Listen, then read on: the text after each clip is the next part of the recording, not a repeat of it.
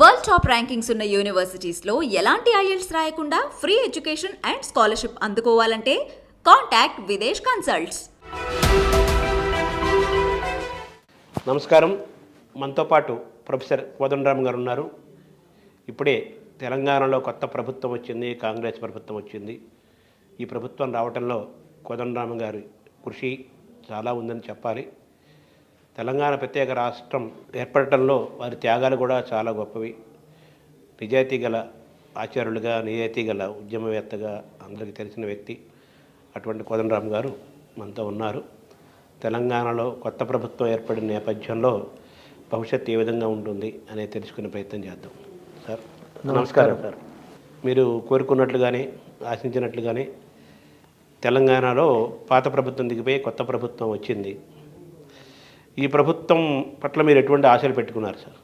మేము ఒక 5-6 రకాల విషయాల మీద ఒక మార్పు జరుగుతుందని అనుకున్నాం. ఎందుకంటే ఈ ఆశలు ఎందుకు పెట్టుకున్నామంటే, కాంగ్రెస్ పార్టీ నాయకులతో మాట్లాడినప్పుడు మేము కొన్ని విషయాలు సూటిగా స్పష్టంగా చెప్పినాం. కేసీఆర్ ఓడిపోవటం అనేది మా అందరికీ ఒక లక్ష్యమే.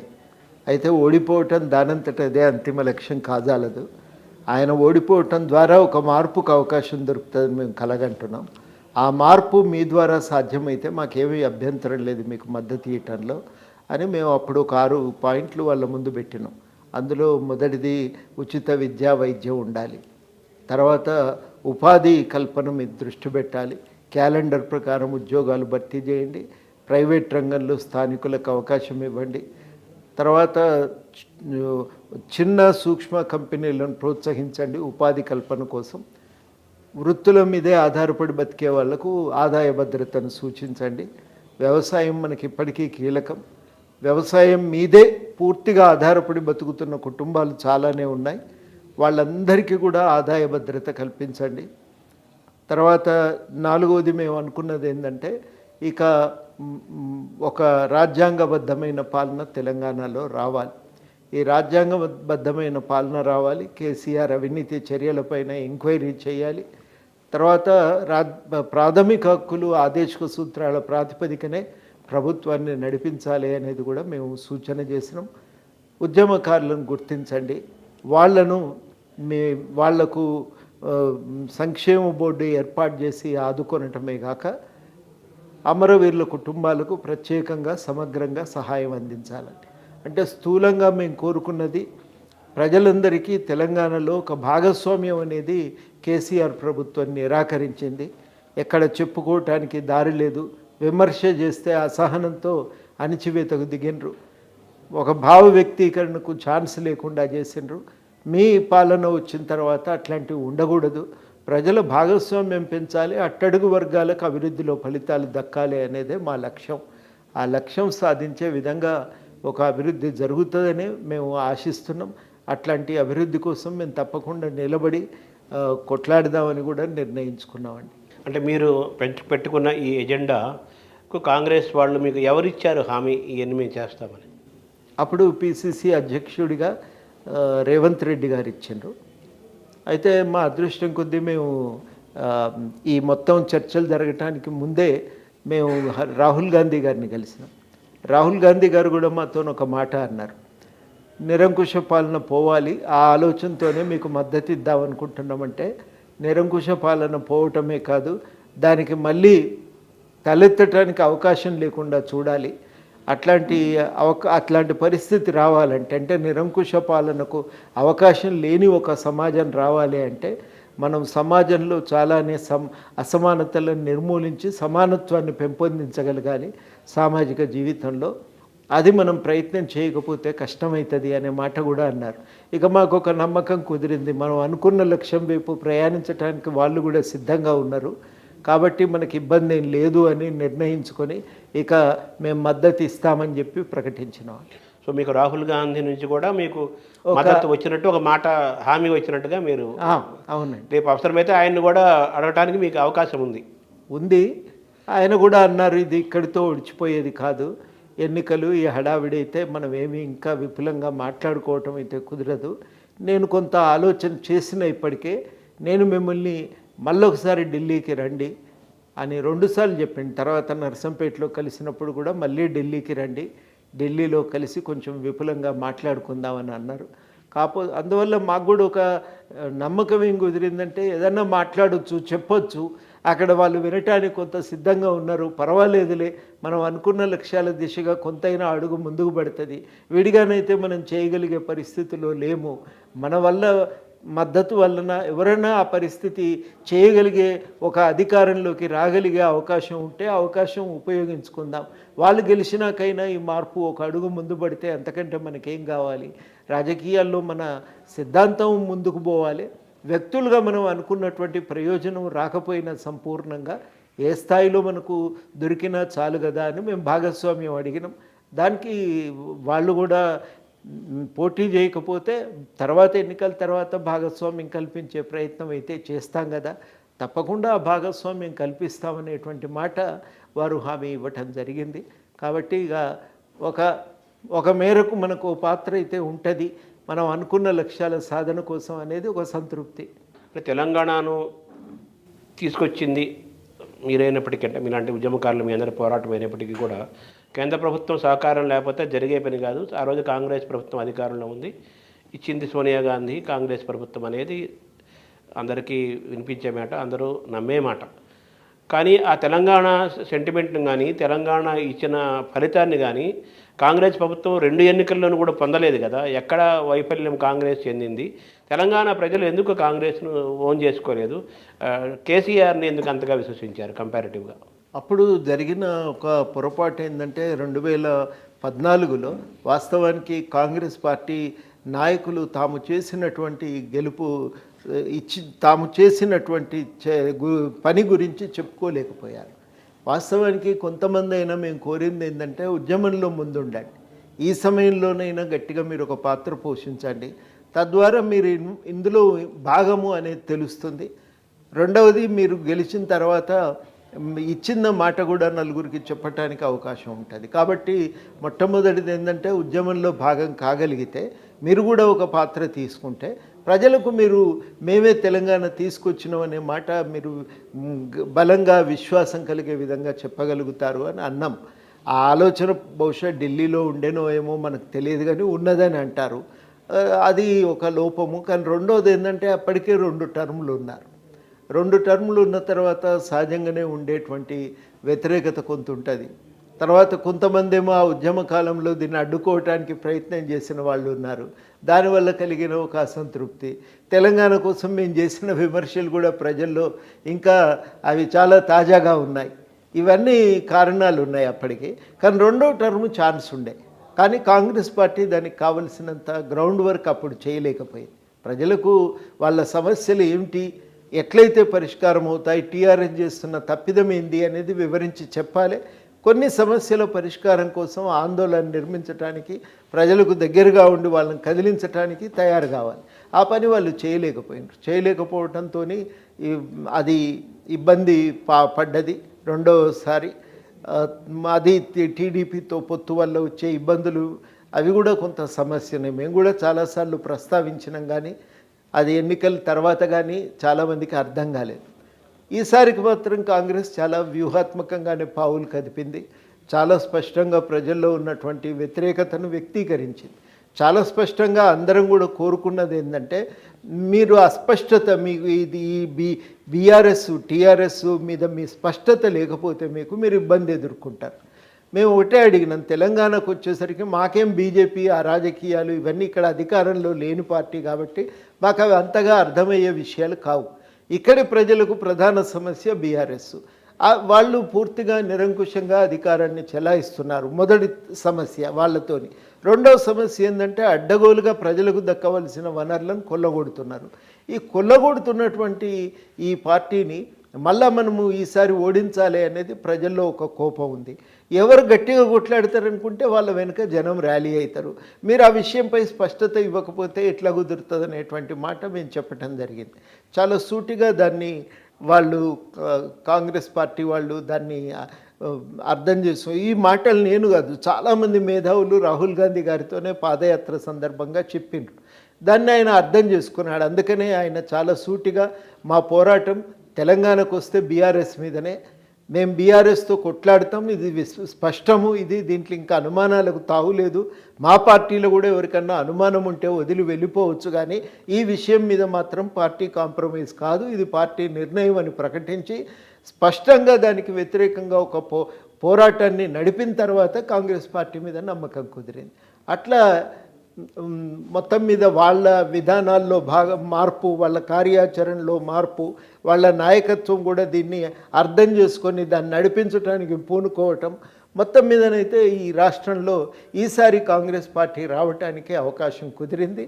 ఇది మేము అర్థం చేసుకొని తప్పనిసరిగా ఈ మార్పుకు మనం కూడా దోహదపడదాం, అందరం కలిసి పోరాటం చేద్దామని మేము కూడా అనుకున్నాం. ఈ 10 ఏళ్ల తెలంగాణ టీఆర్ఎస్ ప్రభుత్వాన్ని, కేసీఆర్ ప్రభుత్వాన్ని మీరు ఏ విధంగా దాన్ని 2 వాక్యాలు చెప్పాలంటే ఏ విధంగా దాన్ని అభివర్ణిస్తారు మీరు? ఇటువంటి పాలన ఎన్నడూ చూడలేదండి. రజాకారులు అంటే విన్నాం, కానీ ఇవాళ కనబడుతున్నారు మాకు కళ్ళ ముందే ఈ టీఆర్ఎస్ రూపంలో అని చాలామంది ప్రజలు నాతో అన్నారండి. ఇంక అంతకంటే దాన్ని స్పష్టంగా వివరించడం అనేది కుదరదు. ఇంకా కొంచెం విపులీకరించాలంటే నలుగురికి చెందవలసిన సంపదను కొల్లగొట్టడం, ఆ కొల్లగొట్టడానికి అవసరమైనటువంటి నిరంకుశ అధికారాలను చేజిక్కించుకొని ఇష్టానుసారంగా అధికారాలను నిర్వహించటం, ప్రభుత్వాన్ని నడపటం, ఇది సారాంశంలో టీఆర్ఎస్ పాలన. అంటే నిరంకుశత్వము, ప్రజా వ్యతిరేకంగా పాలన జరిగింది అనేది మీ యొక్క అభియోగము, మీ యొక్క ఆలోచన, అంతే కదా? మీ అంటే ఒక మాట, ఇంకా నిరంకుశత్వం చూసినాం మనం, కానీ ఇదివరకు ఉన్నటువంటి నిరంకుశ పాలకులు ప్రజల వనరులను కొల్లగొట్టలేదు. వాళ్ళు దౌర్జన్యం చేసినారు, పెత్తనం చేసినాము, అనుకున్నట్టు పరిపాలన చేసినారు, కానీ ప్రజా వనరులను కొల్లగొట్టలే. వీళ్ళు అట్లా కాదు, ప్రజా వనరులను కొల్లగొట్టినరు. ఇసుక దందాలు వాళ్ళవే, భూముల సెటిల్మెంట్లు వాళ్ళే, కాంట్రాక్ట్లు వాళ్ళవే. దాని మీద పెట్టినంత దృష్టి ప్రజల విషయంలో, ప్రజల సమస్యల విషయంలో పెట్టలేదు. అది ప్రధానంగా మనం గమనించాలి. అంటే తెలంగాణలో ఒకప్పుడు భూమి చాలా తక్కువ రేటు ఉండేది. తెలంగాణలో ఒక 100 ఎకరాలు అమ్మితే కానీ ఆంధ్ర ప్రాంతంలో 1 ఎకరం కూడా కొనలేని పరిస్థితి. అటువంటిది ఇప్పుడు తెలంగాణ భూమి యొక్క విలువ చాలా పెరిగిపోయింది, బంగారు తెలంగాణ అయిపోయింది. రైతులందరూ, చిన్న పేదవాళ్ళు కూడా, మధ్యతరగతి వాళ్ళు కూడా కోటీశ్వరులు అయిపోయారు. నీళ్లు వచ్చినాయి, భూమి రేటు పెరిగింది అనే మాటను మీరు ఎలా చూస్తారు? ఆ అభివృద్ధిని, అది అభివృద్ధి అంటారా, ఏమంటారు మీరు? భూమి ధరలు పెరగటము అభివృద్ధికి సంకేతం అనుకుంటే అది కరెక్ట్ కాదు కదా. భూమి ధరలు రకరకాల కారణాల చేత పెరుగుతుంటాయి. అది పూర్తిగా అమ్మకం సరుకుగా మారటం కూడా మంచిది కాదు. అది భూమి అనేది ఒక బతుకుదెరువుకు ఆధారం. ఆ కోణం నుంచి మనం ప్రధానంగా చూసి దాని ఆధారంగా బతుకుతున్నటువంటి వాళ్ళకి అవకాశం కలిగించాలి. కానీ అటువంటి భూమిని కోల్పోయి ఆ భూమితో సంబంధం లేకుండా మరి 50-60% మంది ప్రజలు ఎట్లా బతకాలి? అది కదా ప్రధాన సమస్య. దాని గురించి ఆలోచించకపోవటం వాళ్ళు చేసిన పెద్ద తప్పిదం. భూముల విలువ పెరిగితే వ్యాపారం చేసుకునే వాళ్ళకు లాభం.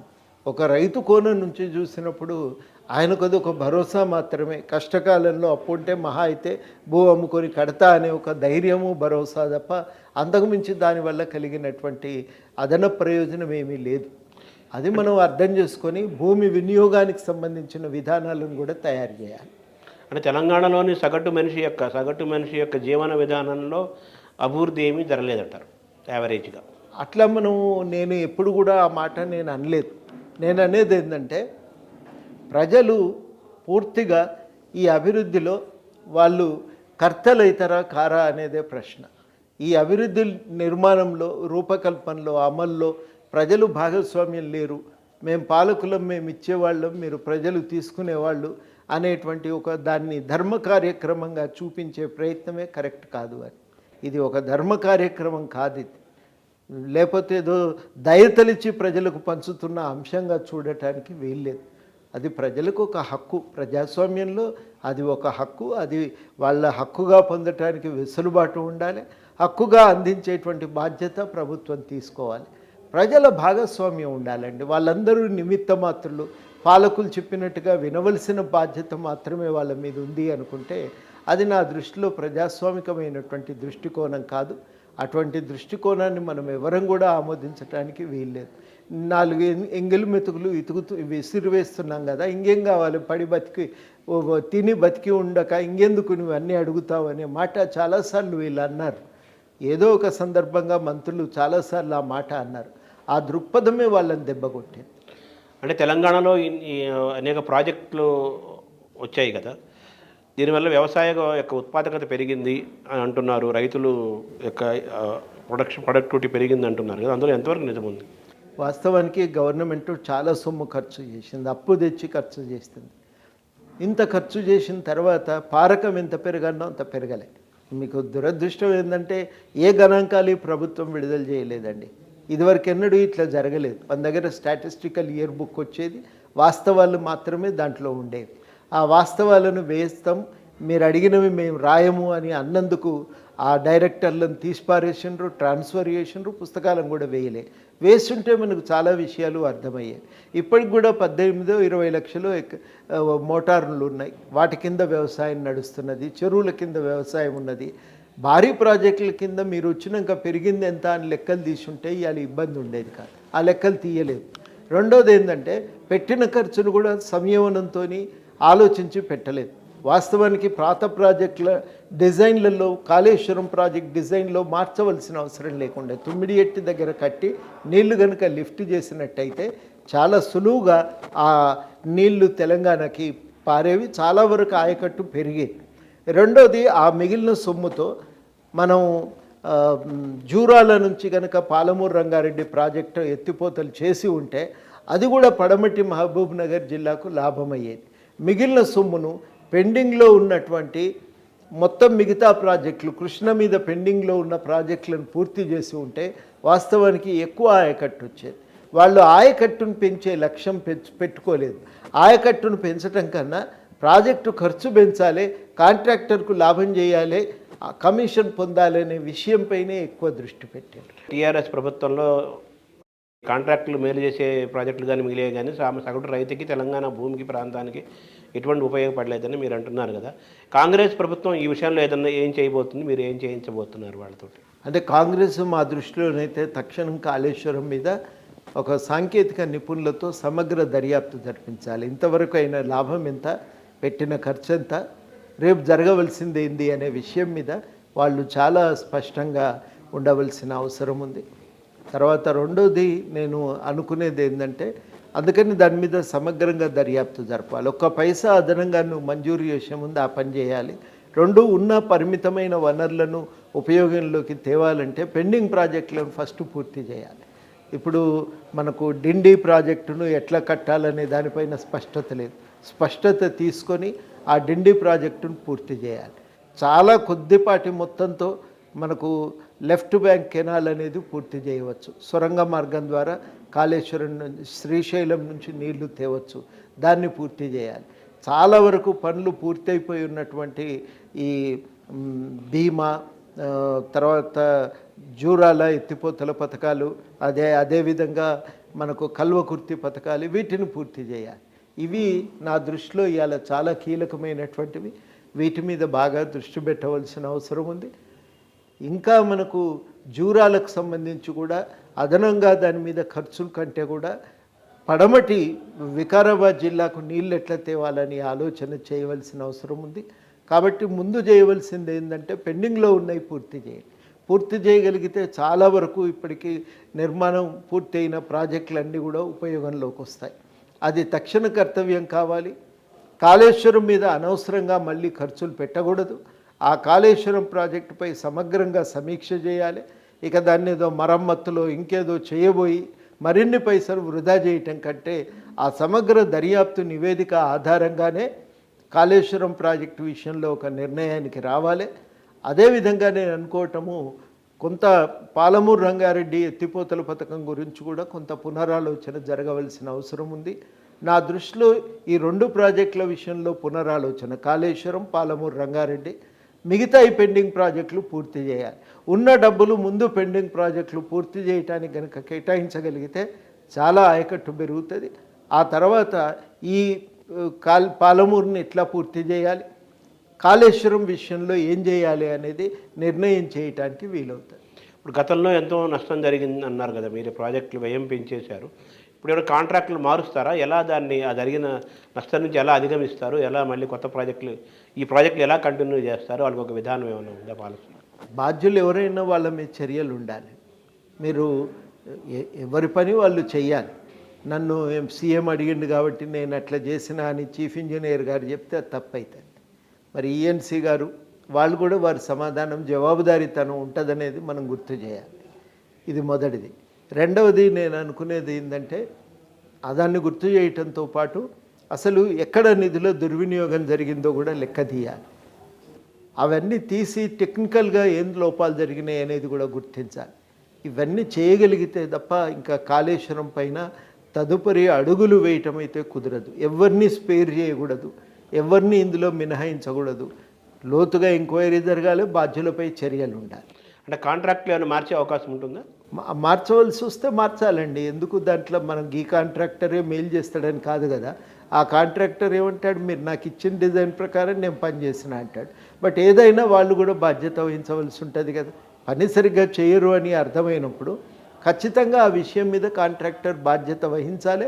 అట్లాంటి కాంట్రాక్టర్లు కాకపోతే ఇంకో కాంట్రాక్టర్ దేశంలో నా దృష్టిలోనైతే పెద్ద కాంట్రాక్టర్లకు పదే పదే పనులు అప్పగించాలి గుండుగుత్తగా అనే ఆలోచనే సరి అయింది కాదు. అనవసరమైన అవినీతికి ఆస్కారం కలిగిస్తున్నది.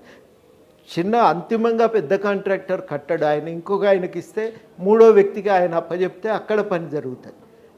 ఈ స్థాయిలో వచ్చే కమిషన్లన్నీ కూడా బిల్లులో లెక్క కడుతున్నారు. నువ్వు అస్సలు కట్టేవాడు ఎవడో వాళ్ళకేమో చిన్న చిన్న ముక్కలు చేసి పని అప్పగించి ఇంజనీరింగ్ శాఖ, ఇంజనీరింగ్ రీసెర్చ్ ల్యాబ్ కూడా ఉండేది ఒకప్పుడు, బలమైన రీసెర్చ్ విభాగం.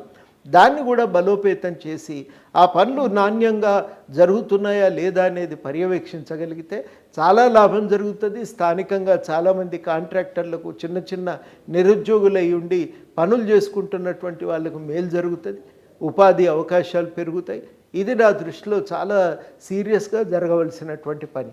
గతంలో ఎప్పుడూ లేనట్టుగా ఏ ప్రభుత్వము ఇవ్వనట్టుగా కరెంట్ ఇవ్వడంలో అగ్రగామిగా టీఆర్ఎస్ ప్రభుత్వం నిలిచిందని టీఆర్ఎస్ వాళ్ళు పదే పదే చెప్పుకున్నారు ఈ 10 ఏళ్ల పాటు కదా. ఇప్పుడేమో అక్కడ చాలా డబ్బులు వృధా అయ్యి దాదాపు కొన్ని వేల కోట్ల రూపాయల అప్పులు చేశారు. చాలా అంధకారమైన పరిస్థితిలో ఆ డిపార్ట్మెంట్ ఉందని చెప్పేసి 2-3 రోజుల నుంచి మనం వింటున్నాం కదా. ఇది మీ దృష్టికి వచ్చిందా? అది మీరు గమనించారా దీన్ని? ఇదివరకే అనుకున్నాం, కాకపోతే 50,000 కోట్ల అప్పు అనుకుంటే అది 85,000 అనేది తేలింది. ఇది చాలా సమస్యల సుడిగుండంలో ఇదొకటే కాదు. ఇంకా నిన్న మొన్న బయటపడ్డది ఏంటంటే పౌర సరఫరాల శాఖ కూడా అప్పుల పాలై ఉన్నది. ఫైళ్ళు కూడా కనిపించట్లేదు అంటున్నారు. ఫైళ్ళు కూడా ఎక్కడ దాచిపెట్టినరో ఏమైందో కూడా దొరకట్లేదు అంటున్నారు.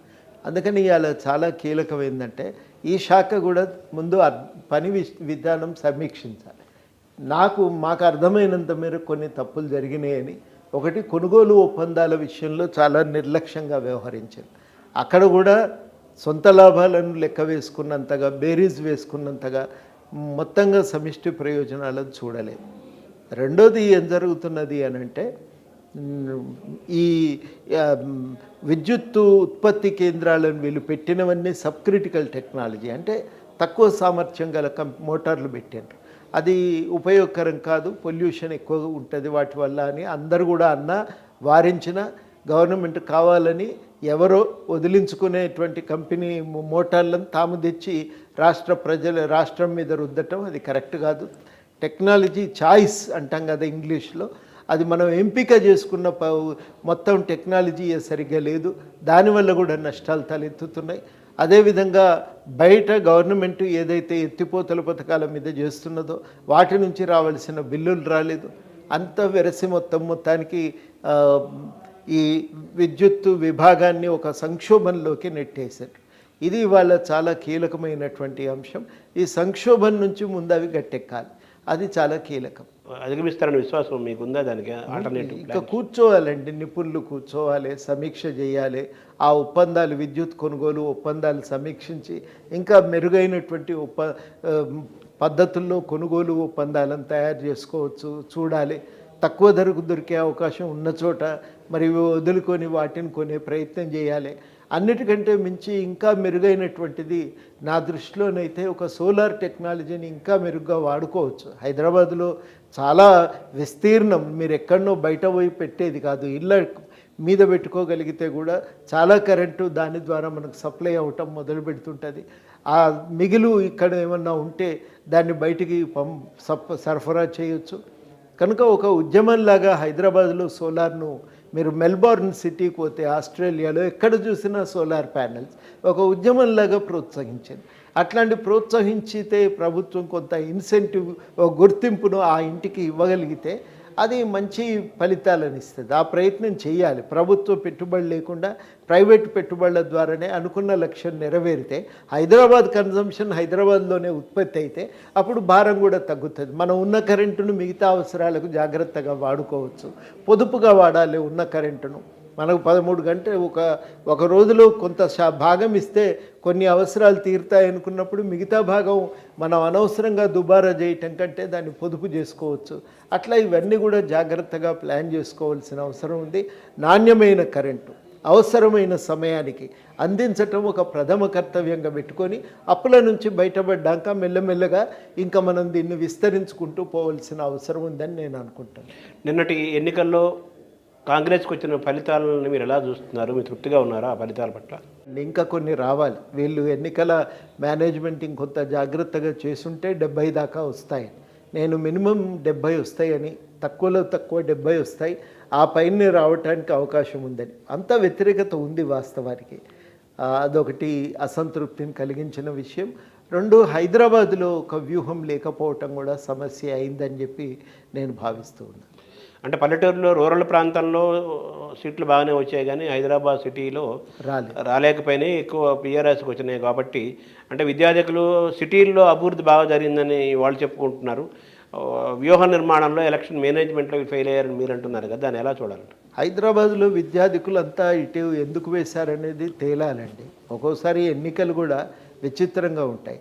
మూడో గ్రూపు ఏదో బీజేపీ లాంటివి చీల్చిందనుకోండి, ఎంఐఎం సపోర్ట్ వల్ల మైనారిటీ ఓట్లు ప్రధానంగా బీఆర్ఎస్కే వచ్చినాయి అనుకోండి, అప్పుడు సహజంగానే బీఆర్ఎస్కు మేలు జరుగుతుంది కదా. అట్లా కూడా జరిగి ఉండవచ్చు, తెలుసుకోవాల్సిన అవసరం ఉంది, స్టడీ చేయాలి.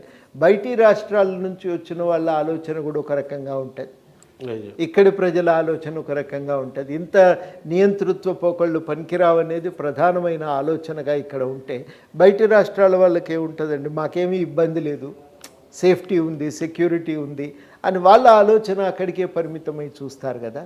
ఆ కోణం నుంచి చూసినప్పుడు పర్వాలేదులే అనుకునే సంతృప్తి పడవచ్చు. ఇట్లాంటివి ఏవైనా జరిగి ఉండవచ్చు. మొత్తం మీదనైతే ఏది అనేది నేనైతే ఇదిమిద్దంగా చెప్పలేను, కానీ ఇట్లాంటి అనేక అంశాలను కొంత లోతుగా పరిశీలించాలని అనుకుంటున్నా. అన్నిటికంటే మించి ఎక్కడ పౌర ప్రజా సంఘాలు నిలబడి గట్టిగా పనిచేస్తున్నాయో అక్కడల్లా కాంగ్రెస్కి ఎక్కువ లాభం జరిగింది. ప్రజా సంఘాలు ఎక్కడ బలహీనంగా ఉండి పోయిన 7-8 సంవత్సరాల్లో పెద్దగా కార్యక్రమాలు చేయలేదో అటువంటి ప్రాంతాల్లో కొంత కాంగ్రెస్కు నష్టం జరిగింది. ఆ ప్రజా సంఘాలు కూడా హైదరాబాద్లో బలంగా ఉండి ఇక్కడ పేద వర్గాల సమస్యలను ఎజెండా మీద నిలబెట్టగలిగి ఉంటే ఇక్కడ కూడా ఫలితాలు ఇంకో రకంగా ఉండేవి. అంటే బొటాబొటి మార్కులతోనే పాస్ అయినట్టుగానే భావించాలి కదా ఈ ఫలితాలు? అవును. ఒక పక్క బీఆర్ఎస్, ఇంకో పక్క బీజేపీ ఉన్న నేపథ్యం, ఇంకో పక్క ఎంఐఎం ఉన్న నేపథ్యంలో ఈ ప్రభుత్వాన్ని కాపాడుకోవటము, కాంగ్రెస్ ప్రభుత్వాన్ని కాపాడుకోవటం కూడా ఒక సవాలు కదా, ఇంత చుట్టూ ఇంత ప్రత్యర్థుల మధ్య. సవాలే, పెద్ద సవాలే. నేను అనుకోవటము చాలామంది బీఆర్ఎస్ నాయకులు చేస్తున్న ప్రకటన అయితే అది రాజ్యాంగ వ్యతిరేకమైంది, అనాగరికమైంది కూడా. నేను కొంటా, పైసలు పోసి ఎమ్మెల్యేలను గుంజుతా, చీలుస్తా పార్టీని, నేనే మళ్ళీ అధికారంలోకి వస్తా. ఒకటి ఇది అహంభావం, 2 ఇది తప్పుడు ధోరణి, మంచి ధోరణి కాదు ఇది. ప్రతి ఒక్కడు రేపు బలవంతుడైతే నేను కొనుక్కుంటా, ఏమన్నా చేస్తా, నా ఇష్టానుసారంగా ప్రభుత్వంతో నేను ఆడుకుంటా అంటే అది కరెక్ట్ కాదు. ఏ కాంగ్రెస్ ప్రభుత్వం అయితే కేంద్రంలో ఉన్నప్పుడు ఈ తెలంగాణను ఇచ్చిందో అదే కాంగ్రెస్ పార్టీ తరపు నుంచి గెలిచిన వాళ్ళు తర్వాత ఆ పార్టీ నుంచి టీఆర్ఎస్లోకి మారిన సందర్భాన్ని 2 ఎన్నికల్లో చూసాం కదా.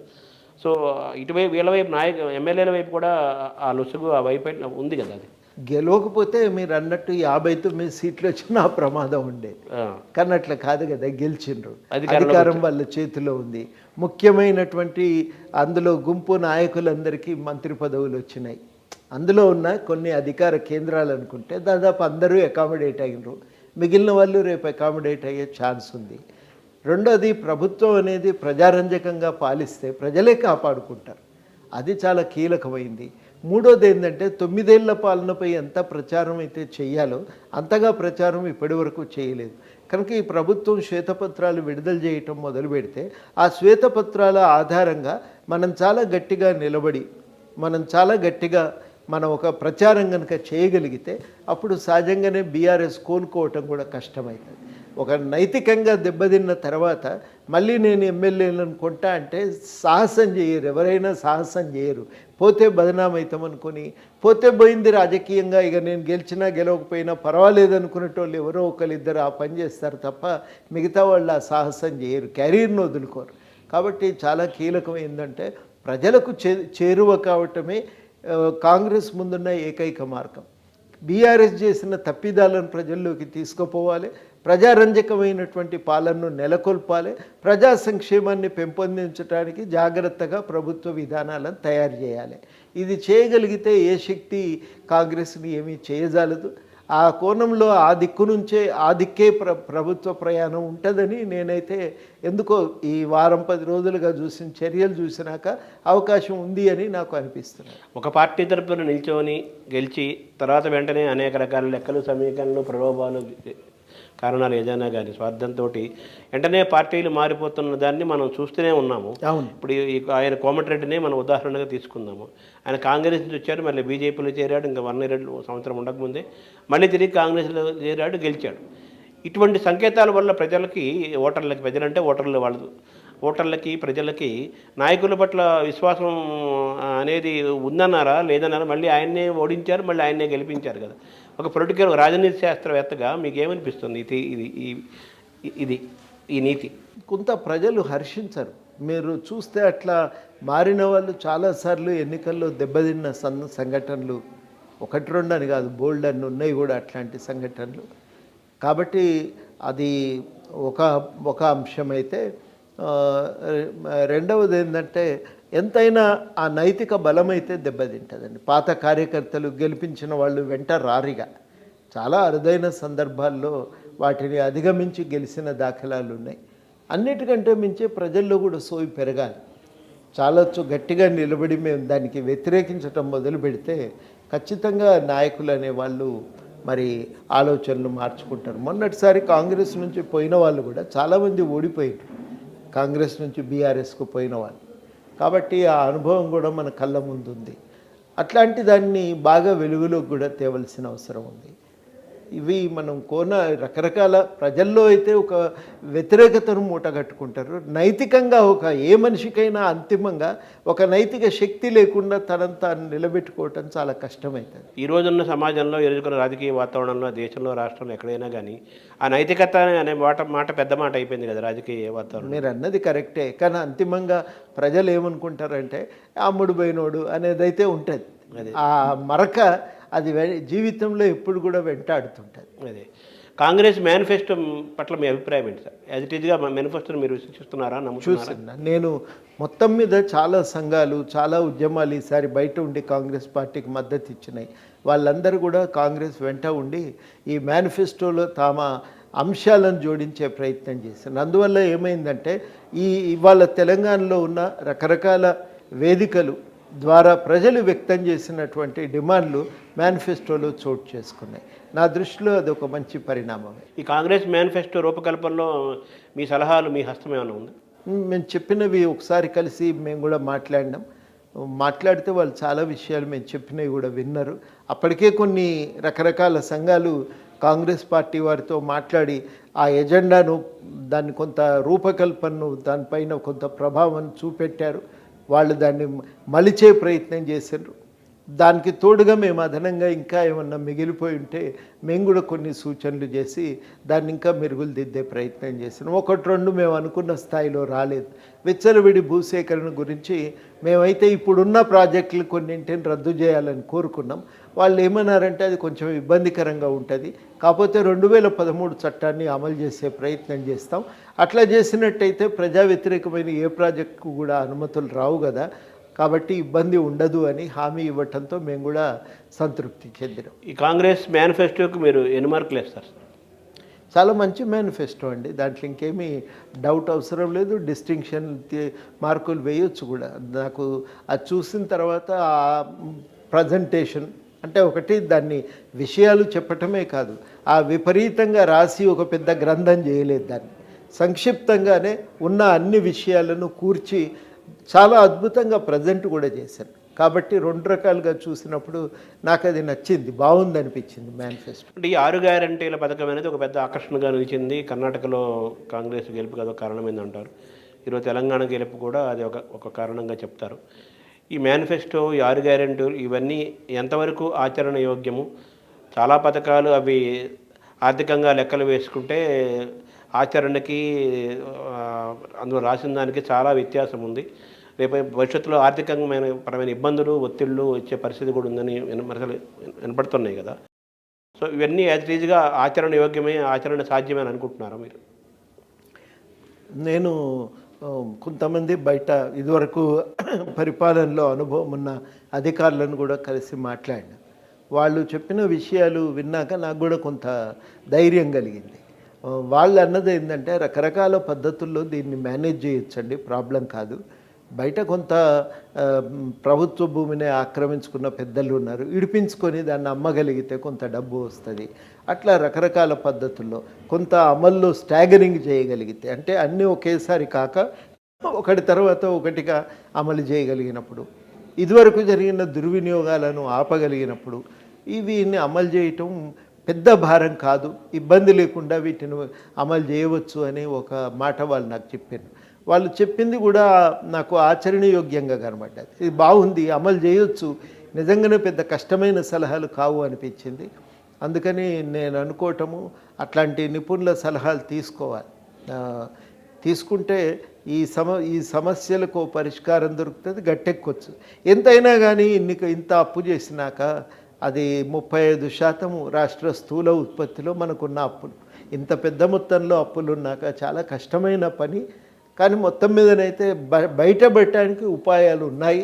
వాటిని జాగ్రత్తగా వెతుక్కోవాలి, కొంత ఆదాయాన్ని పెంచాలి, కొంత పొదుపు చేసుకోవాలి. కొన్ని చోట్ల ఉన్నటువంటి ఖర్చు ఒకటేసారి కాకుండా కొంత దశల వారీగా అమలు చేసుకుంటూ పోతే మొత్తం మీదనైతే ఇబ్బంది లేకుండా అమలు చేయొచ్చు, కష్టం రాదు అనేటువంటి మాట నేను విన్నా.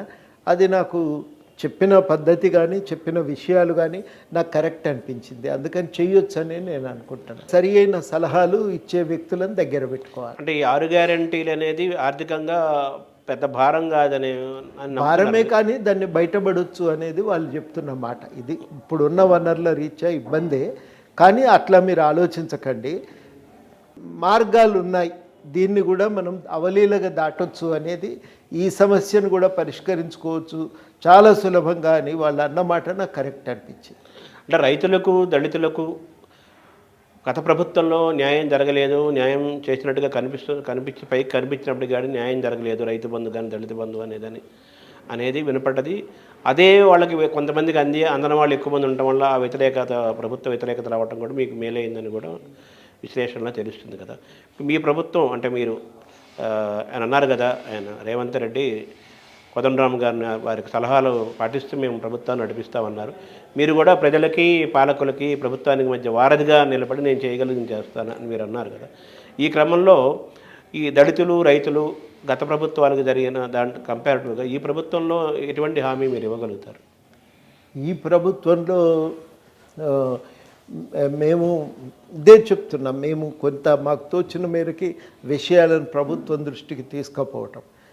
నిజంగా కూడా నాకు ఆశ్చర్యం కలిగించిన విషయం ఏంటంటే, ఈ 10 రోజులుగా గవర్నమెంట్ ఏర్పడ్డప్పటి నుంచి ఇప్పటిదాకా ప్రజలు వచ్చి ఎన్ని విషయాలు చెప్తున్నారు అని అంటే, అరే నిజంగానే ఒక భావ వ్యక్తీకరణకు కూడా అవకాశం లేకుండా పోయింది కదా తెలంగాణలో అని అనిపిస్తుంది. అంత స్పష్టంగా ఒకటి ముందు చెప్పుకోవటానికి వేదికలు కావాలి. ఒక ఉద్యోగులైతే ఒక గ్రీవెన్స్ రిడ్రెసల్కి ఏదన్నా మెకానిజం ఉండాలి, లేకపోతే మామూలు ప్రజలైతే ఇగో ప్రజావాణి లాంటి వేదికలను అన్ని స్థాయిల్లో బలోపేతం చేయాలి.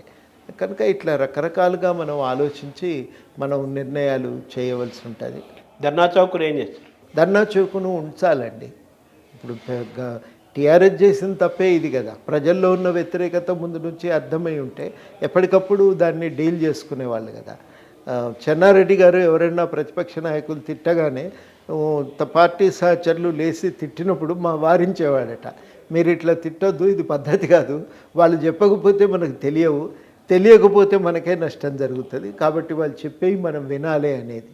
ఆ రకమైన దృష్టికోణంతో ధర్నా చౌక్ను కనుక ప్రభుత్వం ఆమోదించి ఉంటే వాళ్ళకి ఆ సమస్య అయ్యాలి ఇంత నెత్తిన పిడుగుపడేదాకా తెలియని పరిస్థితి అంటే ఈ వాళ్ళకు ప్రభుత్వంలో వచ్చేది దాన్ని కాదు. ఏం చేయబోతున్నారు? దాన్ని కాపాడాలి అవకాశం ఇవ్వాలి. అక్కడ వచ్చేవి మేము తొలి రోజుల్లో హైదరాబాద్లో పౌర హక్కుల సంఘంలో చేరిన తొలి రోజుల్లో మంత్రులు స్పీకరు వచ్చి ఈ రిప్రజెంటేషన్లు తీసుకునేవాళ్ళు. ఆ సంప్రదాయం ఉంది అప్పటిదాకా.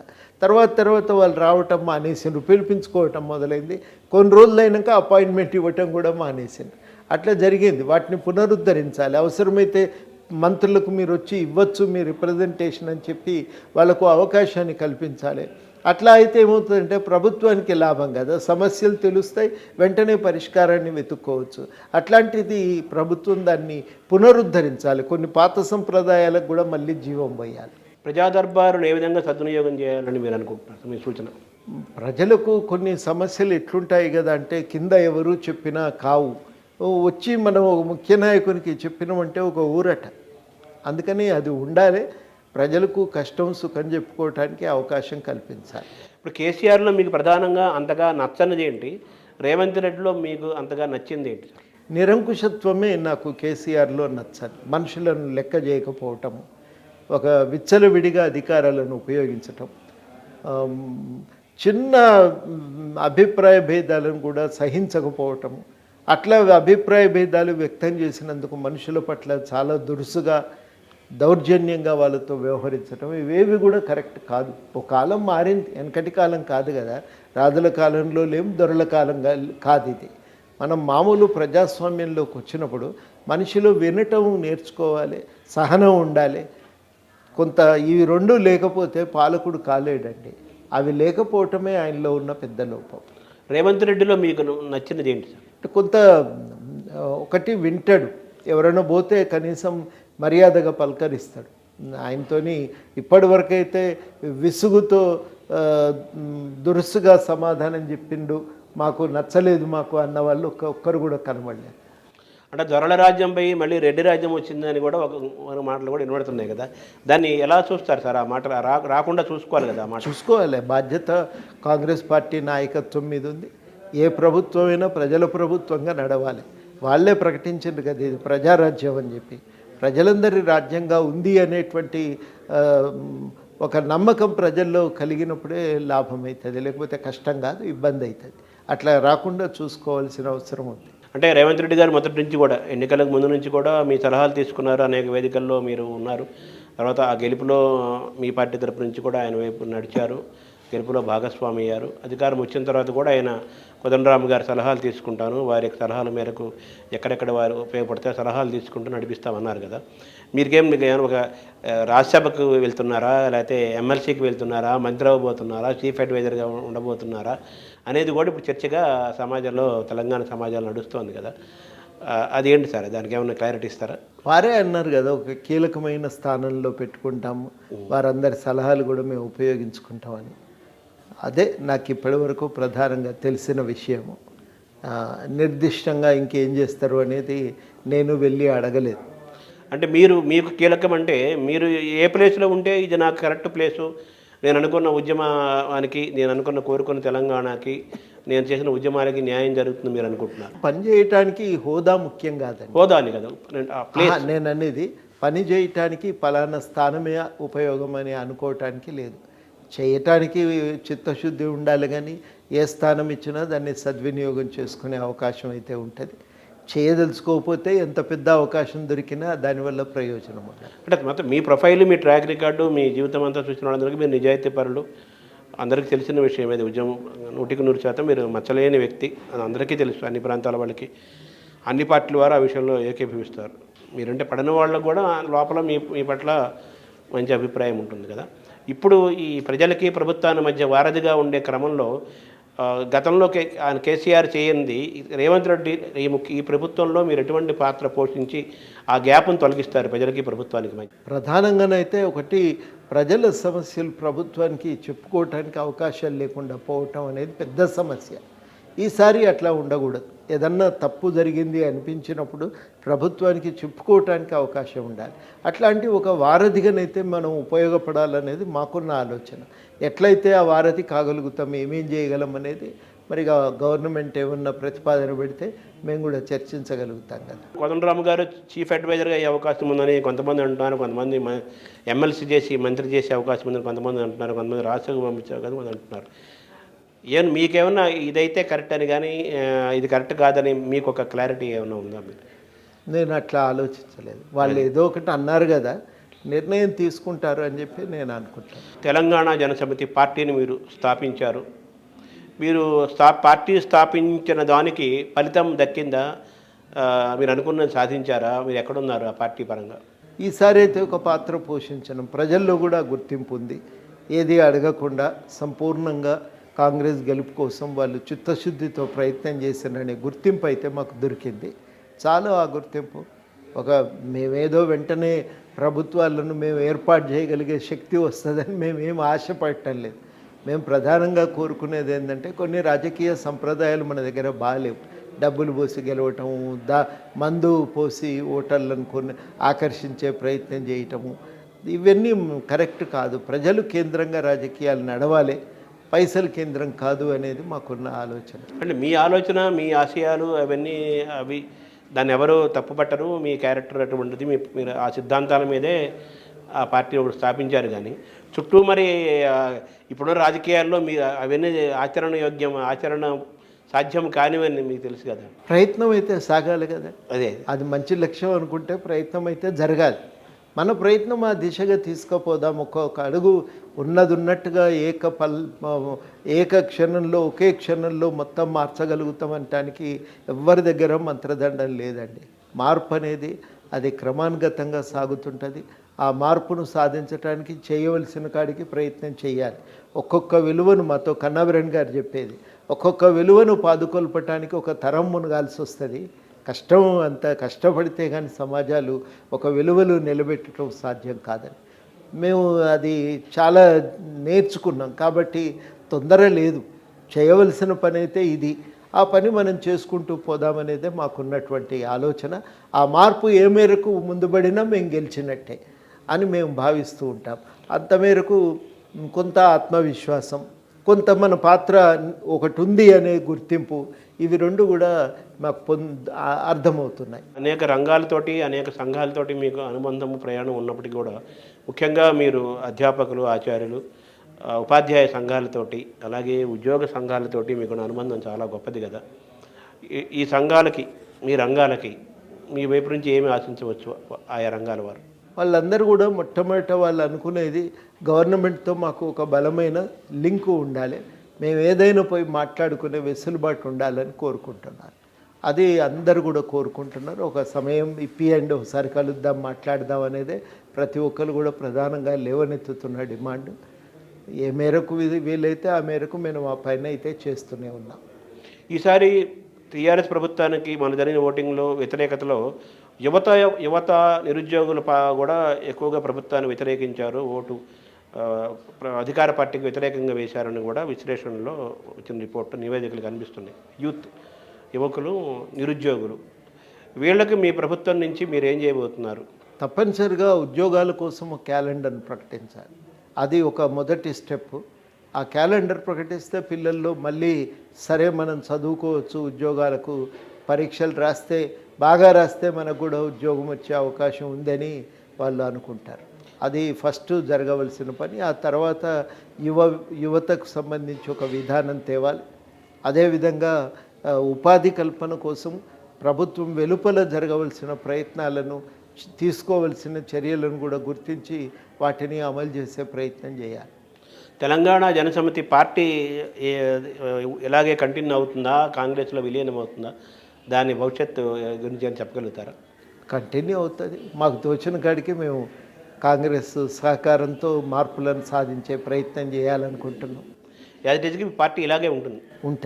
అది కేంద్ర రాష్ట్ర సంబంధాలు చాలా కీలకమైనవి. ఏ ప్రభుత్వమైనా నడిపించాలంటే కేంద్రంలో ఢిల్లీలో బీజేపీ అధికారంలో ఉంది, ఇక్కడ మీరున్నారు. కాంగ్రెస్కి అధికారంలోకి రాకూడదనే ఉద్దేశంతోనే జరిగిన రాజకీయాల్లో సరే నష్టం జరిగింది, లాభ నష్టాలు అలా ఉంచగా ఇటీవల 3 అసెంబ్లీలు 3 రాష్ట్రాల్లో కూడా బీజేపీ గెలిచి ఒక మంచి ఊపులో ఉంది. ఇప్పటికే దేశంలో చాలా రాష్ట్రాలు బీజేపీ పాలనలోనే ఉన్నాయి కదా. ఇటువంటి నేపథ్యంలో ఇదే తెలంగాణ ప్రస్తుతం కాంగ్రెస్ పాలనలో ఉంది, కేంద్రంలోనేమో బీజేపీ ఉంది కదా. ఈ ఇంకో 3-4 నెలల్లోనే లోక్సభ ఎన్నికలు వస్తాయి. మళ్ళీ ఏ ప్రభుత్వం వస్తుందని ఇప్పుడు చెప్పలేకపోయినా కానీ దీన్ని ఎలా అధిగమిస్తారు? కాంగ్రెస్ కేంద్రంలో ఇండియా కూటమి కానీ కాంగ్రెస్ కానీ కేంద్రంలో బలోపేతం అయితే ఒక రకంగా ఉంటుంది, అవ్వకుండా బీజేపీ ఉంటే కేంద్ర రాష్ట్ర సంబంధాల మధ్య డెఫినెట్గా కొంత వ్యత్యాసము, కొంత పోరాటము, కొంత గ్యాప్, కొన్ని ఇబ్బందులు ఉంటాయి కదా. దీన్ని ఎలా చూస్తారు సార్? వాస్తవానికి అట్లా ఉండకూడదు. రాజ్యాంగం ప్రకారం చూసినప్పుడు, ప్రభుత్వాలు రాజ్యాంగం ప్రకారమే నడుచుకున్నప్పుడు ఈ ఘర్షణలు తలెత్తవు. రాష్ట్రంలో ఏ ప్రభుత్వం అధికారంలో ఉన్నా కేంద్ర ప్రభుత్వం సహకరించాలి, చేయవలసిన సహాయం అంతా చేయాలి. అది చాలా కీలకం, కావలసిన అవసరం ఉంది. ఆ సంప్రదాయాలు నిలబెట్టాలి. ఆ సంప్రదాయాలను నిలబెట్టడానికి నాయకులు పనిచేయాలి. తక్షణ ప్రయోజనాలను పక్కన పెట్టి దీర్ఘకాలిక ప్రయోజనాల కోసము నాయకులు ఆలోచించాలి. అది వాళ్ళ మీద ఒక బాధ్యత ఉంటుంది. లేకపోతే ఏమవుతుందంటే ఈ సంబంధాలు కుప్పగూలిపోతే మాత్రం అది చాలా చాలా దేశానికి మంచిది అయితే కాదు. ఎందుకు కాదు అనంటే ఇక ఎవరి పద్ధతుల్లో వాళ్ళు నడుచుకోవటం మొదలు పెడితే అప్పుడు సహజంగానే మొత్తంగా వాతావరణం అనేది చెడిపోయి ఇక ఎవరి పద్ధతుల్లో వాళ్ళు నిర్ణయాలు తీసుకోవటం మొదలు పెడితే, ఇప్పుడు కృష్ణానది మీద వాళ్ళు మనోళ్ళు పోలీసులు పోయి పట్టుకొని కూర్చుంటే అది చాలా అంతర్గతంగా రాజకీయ అస్థిరతకు దారితీస్తుంది. అంతర్గతంగా రాజకీయ అస్థిరత మాత్రమే కాదు, ఒక తీవ్రమైనటువంటి హింసాత్మక 2 తెలుగు రాష్ట్రాలు కూడా కదా. ఈ 2 రాష్ట్రాలైనా ఏ రాష్ట్రాలైనా ఈ ఘర్షణ అనేది పనికిరాదు. చట్టబద్ధమైన వ్యవస్థలు ఉన్నాయి. కేంద్రం జోక్యం చేసుకోవాల్సి వచ్చినప్పుడు జోక్యం చేసుకోవాలి.